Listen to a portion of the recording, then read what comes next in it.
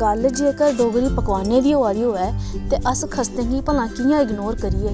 खस्ते दिक्खने गी जिन्ने गै टेढ़े लगदे न, एह् बनाने च इन्ने गै सिंपल ते ईजी न। इ'नेंगी बनाने लेई चाहिदी सूजी, जिसी असें भुन्नना है घ्यो बिच, फिर पाना है बिच थोड़ा जिहा ड्राई फ्रूट ते थोड़ी खंड, ते बस फिर बनाई लो मैदे दियां पतली पतलियां रुट्टियां ते करो स्टफिंग इस सूजी दी उ'नें रुट्टियें बिच। ते फिर इक खास किस्म दी सीलिंग, जिहदे पिच्छे लॉजिक एह् है इस सीलिंग दा कि एह् जिसलै तेलै बिच जान खस्ते ते कुदै खुल्ली निं जान, ते बस फिर तली लो खस्ते ते लाओ नंद खस्तें दा।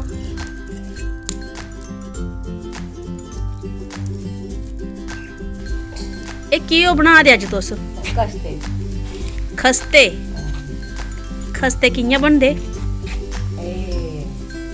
मैदे दे बिच खोआ भी पाने पौंदा, बिच खंड, घ्यो, सूजी,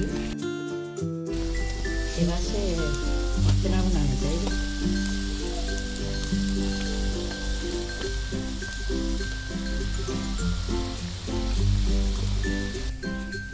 डोगरा मठाइयें बिच खस्तें दा अपना गै इक बक्खरा थार है।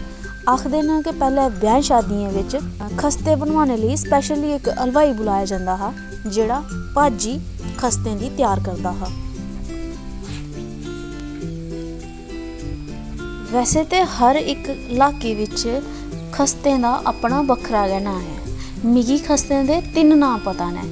कोई इलाके बिच खस्तें गी गुजिया भी बोलदे न, ते कोई इलाके बिच खस्तें गी गोंदवे लड्डू भी बोलदे। तुंदे इलाके बिच खस्तें गी केह् बोलदे न? कमेंट बाक्स बिच कमेंट करियै जरूर दस्सेओ।